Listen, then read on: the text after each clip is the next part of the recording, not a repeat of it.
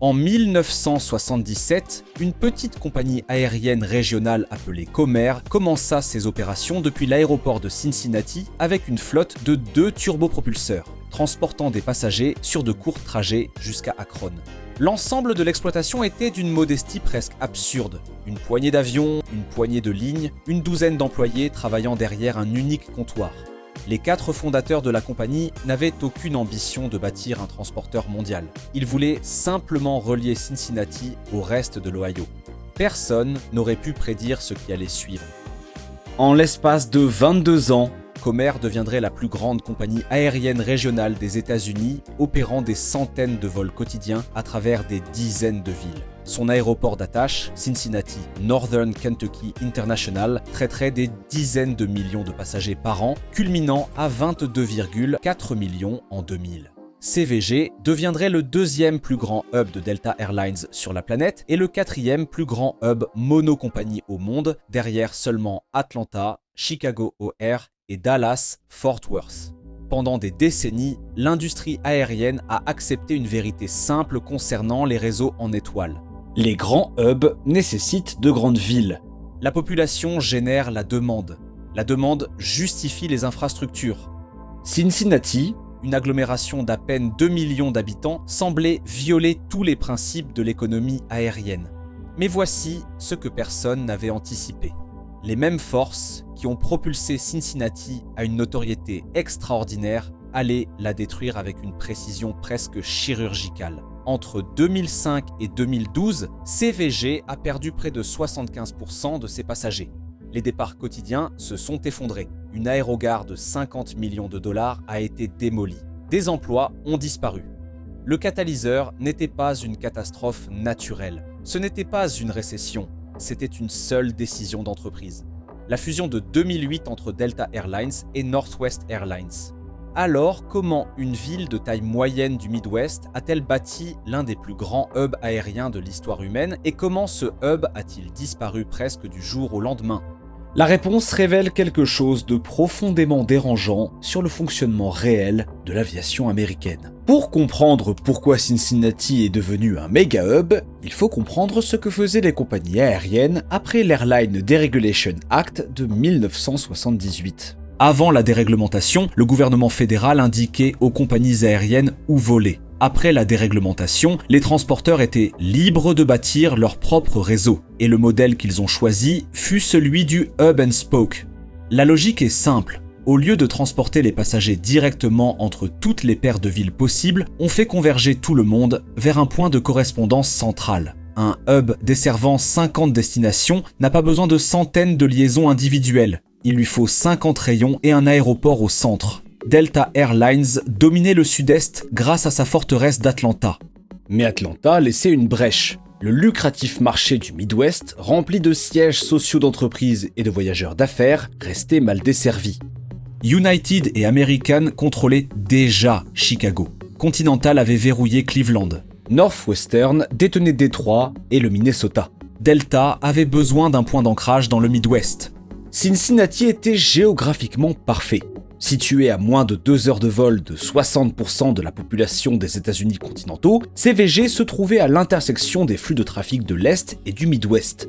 La zone métropolitaine accueillait des sièges sociaux du Fortune 500, notamment Procter & Gamble, Kroger et Fifth Third Bancorp, générant une demande fiable de voyages haut de gamme. Au milieu des années 1980, Delta a officiellement désigné CVG comme hub. La compagnie a commencé à injecter des capitaux dans l'aéroport. 22 portes. Puis une expansion massive. Dans le début des années 1990, Delta a investi plus de 500 millions de dollars pour construire le Terminal 3, un vaste complexe s'étendant sur les halls A, B et C, conçu spécialement pour les opérations en hub. Un système de transport automatisé de passagers reliant le Terminal 3 à ces halls fut inauguré en juin 1994, à l'image des systèmes automatisés de l'aéroport Hartsfield d'Atlanta. Mais l'infrastructure seule ne suffit pas à bâtir un méga hub. Ce qui a transformé Cincinnati d'une installation régionale en une puissance mondiale, c'est une technologie révolutionnaire qui est arrivée en 1993. En 1993, Comair et SkyWest Airlines sont devenus les clients de lancement nord-américain du bombardier Canadair Regional Jet CRJ-100. Il ne s'agissait pas d'une amélioration progressive, c'était un changement de paradigme. Avant le CRJ, l'aviation régionale signifiait des turbopropulseurs lents et bruyants volant sur de courtes distances. Le CRJ offrait la vitesse d'un jet, le confort d'un jet et une configuration de 50 sièges permettant de relier rentablement de petits marchés directement à une plateforme de correspondance. Des villes trop petites pour justifier un Boeing 737 principal pouvaient soudainement soutenir plusieurs fréquences quotidiennes sur un jet régional. Et Comair a exploité cet avantage sans pitié depuis Cincinnati. Des liaisons aussi courtes que 64 miles vers Dayton sont devenues économiquement viables, mais aussi des correspondances s'étendant jusqu'au Maine, au Mexique, aux Bahamas et au-delà. La flotte de CRJ de Comair a transformé CVG en un aspirateur, attirant les passagers de centaines de petites communautés à travers la moitié orientale du continent et les canalisant à travers les halls de Cincinnati vers le réseau principal de Delta. En 1999, Delta a racheté Comair entièrement pour plus de 1,8 milliard de dollars, assumant 100 millions de dollars de sa dette au passage. Les départs quotidiens de CVG ont dépassé les 600 au début des années 2000, un chiffre stupéfiant pour une ville de la taille de Cincinnati. La carte des liaisons au sommet de CVG était extraordinaire. Sur le plan intérieur, Delta et Comair desservaient près de 150 destinations. À l'international, les passagers pouvaient embarquer sur des vols Delta sans escale vers Amsterdam, Francfort, Londres-Gatwick, Paris, Rome et Zurich. Le vol vers Paris est devenu localement célèbre sous le nom de P&G Express, un clin d'œil au cadre de Procter & Gamble qui remplissait sa cabine classe affaires à des prix que les voyageurs ordinaires ne pourraient jamais se permettre. Cela nous amène à un détail crucial qui allait définir la tragédie ultime de CVG. La plateforme de correspondance était magnifique par son ampleur mais profondément défectueuse dans sa structure. Et le défaut, c'était le prix. Delta contrôlait plus de 90% de tous les vols à CVG durant les années de pointe du hub. En termes de concentration de marché, il s'agissait d'un quasi-monopole. Et Delta a exploité ce monopole pour extraire un maximum de revenus des passagers captifs. Durant des années, Cincinnati s'est régulièrement classé comme l'aéroport principal le plus cher des États-Unis. Les tarifs au départ de CVG dépassaient régulièrement les moyennes nationales. Les voyageurs d'affaires travaillant pour Procter & Gamble, Kroger et d'autres entreprises locales n'avaient aucune alternative réaliste. Delta détenait les portes d'embarquement et fixait les prix. Lorsque des concurrents cherchaient à défier cette domination, Delta répondait avec une force écrasante. Le schéma était identique à chaque fois.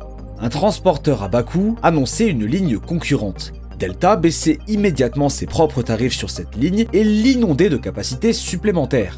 Le concurrent perdait de l'argent sur les lignes concurrentes. Le concurrent se retirait. Delta remontait ses tarifs à des niveaux monopolistiques dès la semaine suivante. Le résultat, c'était un paradoxe que peu d'observateurs extérieurs comprenaient. Cincinnati possédait l'un des aéroports les mieux connectés des États-Unis, mais les habitants de Cincinnati eux-mêmes n'avaient pas les moyens de l'utiliser. Les résidents conduisaient régulièrement pendant des heures jusqu'à Dayton, Louisville ou Indianapolis pour accéder à des vols abordables via des transporteurs à bas coût. Le hub servait magnifiquement les passagers en correspondance. Il servait terriblement les passagers locaux. Cette vulnérabilité structurelle signifiait que la prospérité de CVG dépendait entièrement de l'engagement stratégique continu de Delta. Les millions de passagers annuels n'étaient pas les passagers de Cincinnati. C'étaient les passagers de Delta, transitant par Cincinnati en route vers ailleurs. Le moment où Delta déciderait que ses passagers devraient faire leur correspondance ailleurs, Cincinnati n'aurait presque rien sur quoi se rabattre. Ce moment est arrivé en 2 vagues dévastatrices. Les premières fissures sont apparues en 2001, lorsque les 1300 pilotes de Comair ont déclenché une grève le 26 mars, réclamant une rémunération qui reflète les avions à réaction sophistiquée qu'ils pilotaient réellement, plutôt que les salaires de l'ère des turbopropulseurs qu'ils percevaient. La direction de Delta a mal calculé de manière catastrophique. La grève a duré 89 jours éprouvants. l'ensemble de la flotte de Comair a été cloué au sol. Les liaisons de Delta avec ces villes ont été rompues. La société mère a absorbé des millions de pertes. Plus de 2400 employés non pilotes de Comair ont perdu leur emploi durant l'arrêt de travail. La grève a empoisonné les relations sociales de manière permanente et a semé les premières graines de la décision de Delta de rechercher finalement des alternatives régionales moins coûteuses.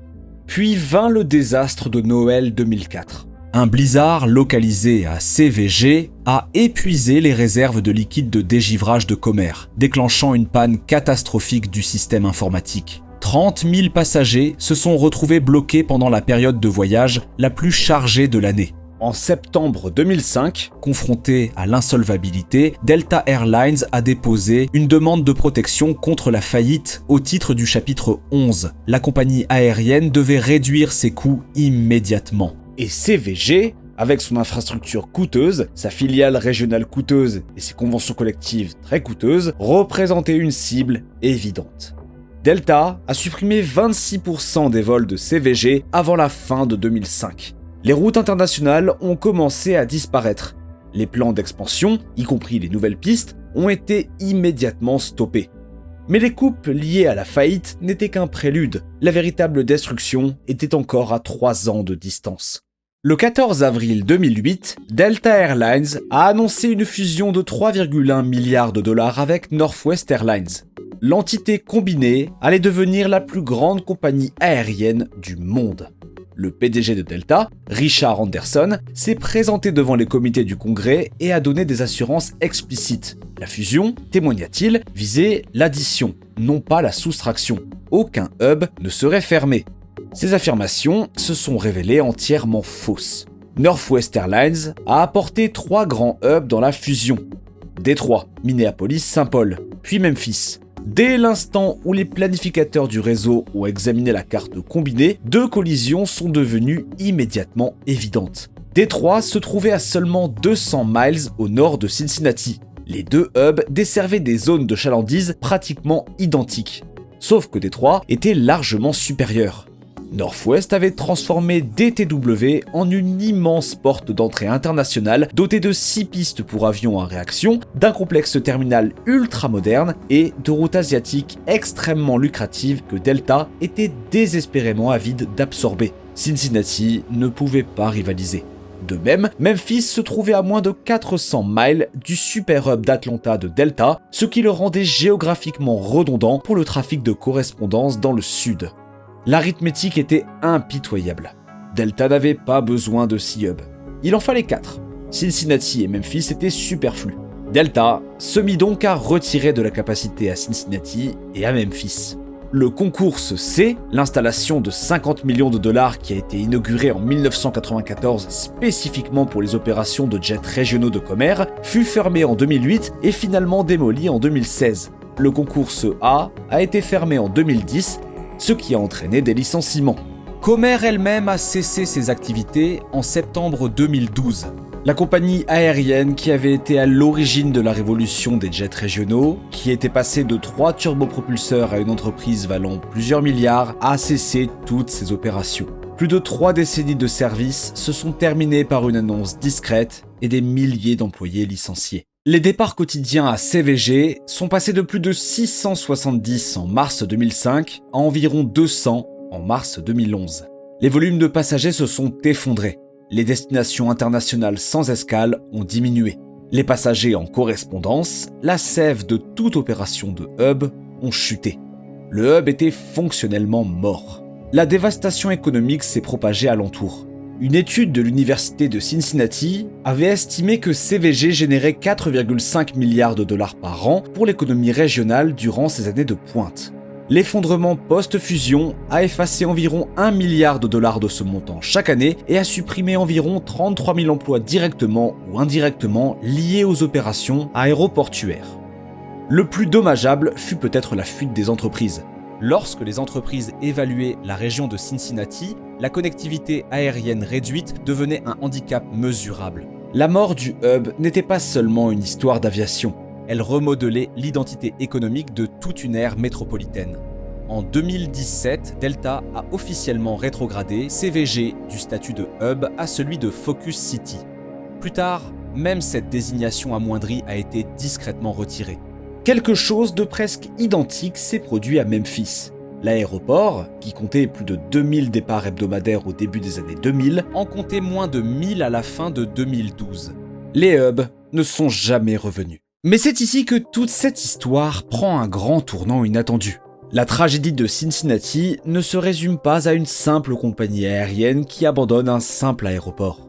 Il s'agit de ce qu'une seule fusion peut révéler sur la fragilité fondamentale de l'infrastructure aérienne américaine. Voyez-vous, le hub de Cincinnati n'a pas échoué parce que Cincinnati était un mauvais emplacement.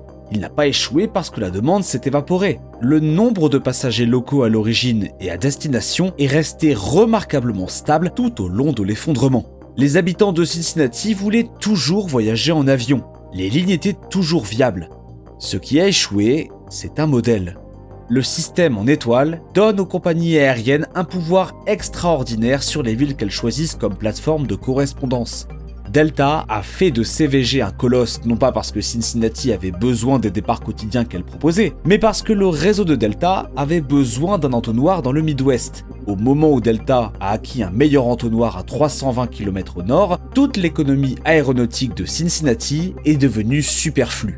La ville avait investi des centaines de millions dans les infrastructures. Les gouvernements locaux avaient accordé des incitations fiscales et un soutien au développement. Des travailleurs avaient bâti leur carrière autour des opérations aéroportuaires. Des entreprises avaient installé leur siège social en fonction de promesses de connectivité. L'ensemble de ces décisions pouvaient être défaites par une seule prise dans une salle de réunion à Atlanta. C'est la vulnérabilité structurelle que Cincinnati a mise au jour. Lorsque plus de 90% du trafic d'un aéroport est fait de passagers en correspondance contrôlés par un seul transporteur, la ville n'a pas vraiment d'aéroport. Ce qu'elle a plutôt, c'est un propriétaire bailleur. Sauf que les propriétaires peuvent partir. Le même schéma s'est répété à Memphis, où Delta a réduit les départs après la fusion. Il a trouvé son écho à Saint-Louis, que TWA avait transformé en hub majeur avant qu'American Airlines n'acquiert TWA en 2001, puis ne démantèle systématiquement ses opérations. Cleveland a subi un sort similaire suite à la fusion United Continental. Chaque hub secondaire détruit durant l'ère de la consolidation partage la même caractéristique fatale.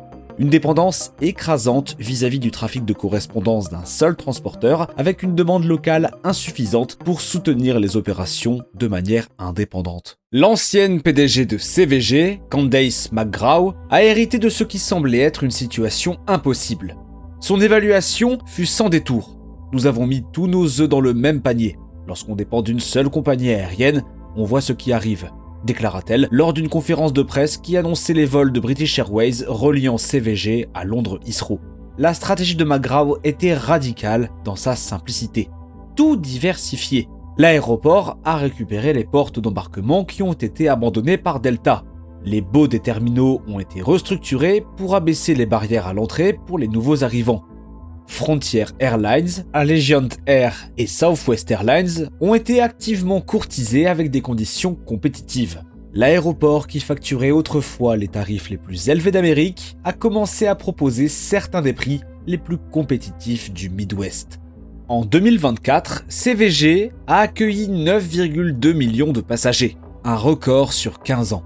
Environ 70% des passagers volent désormais sans escale jusqu'à leur destination finale, une inversion complète de l'ère du hub.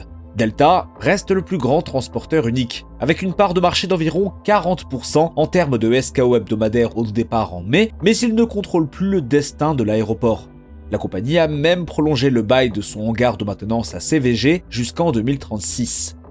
Mais le pivot le plus transformateur fut le fret. Amazon a investi 1,5 milliard de dollars pour construire son hub primaire à CVG, louant 900 acres dans le cadre d'un accord de 50 ans pour abriter plus de 100 avions cargo.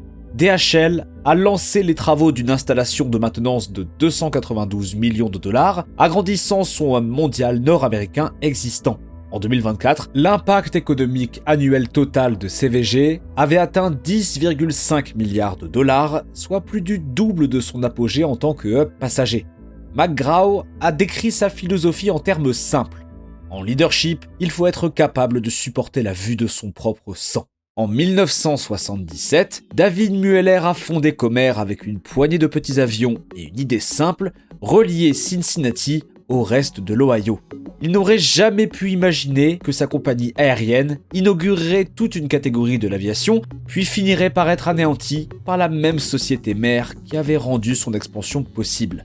Pour l'aéroport, le parcours l'ayant mené de 3 turbopropulseurs à 670 départs quotidiens a été extraordinaire. L'effondrement de 670 départs à moins de 100 a été dévastateur.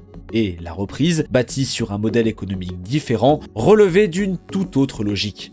Là où se dressait autrefois le Hall C, démoli en 2016 après être resté plongé dans le noir et abandonné pendant 8 ans, des avions cargo d'Amazon roulent désormais sur le tarmac en direction du hub Prime Air. Les tapis roulants qui diffusaient autrefois des annonces dans des couloirs déserts ont été remplacés par des convoyeurs qui trient les colis en vue d'une livraison le lendemain. Le CVG génère aujourd'hui plus de valeur économique qu'il n'en a jamais créé en tant que deuxième plus grand hub de Delta. Mais les 33 000 emplois disparus entre 2008 et 2013 ne sont pas revenus. Les pilotes et agents de bord de Comair qui avaient bâti leur carrière autour d'une compagnie régionale désormais inexistante n'ont pas été réembauchés par Amazon. Les sièges sociaux qui avaient quitté Cincinnati en invoquant la réduction des services aériens ne sont pas revenus. La tragédie de Cincinnati n'est pas que son hub ait échoué. Les hubs échouent. Les réseaux sont réorganisés. Les compagnies aériennes fusionnent et se consolident. C'est le propre de l'industrie. La tragédie de Cincinnati, c'est qu'on a demandé à cette ville de miser son avenir économique sur une infrastructure faite pour servir la stratégie d'une compagnie aérienne plutôt que les besoins d'une région. Et lorsque la stratégie a changé, la ville a absorbé la totalité du coût d'une décision qu'elle n'a jamais eu le pouvoir de prendre. La question n'est pas de savoir si une autre ville américaine de taille moyenne subira le sort de Cincinnati. La question, c'est de savoir si les villes qui dépendent encore du hub d'un seul transporteur y prêtent véritablement attention. Maintenant, avant de partir, l'algorithme YouTube pense que vous allez aimer cette vidéo ensuite. Alors pourquoi ne pas aller la voir ?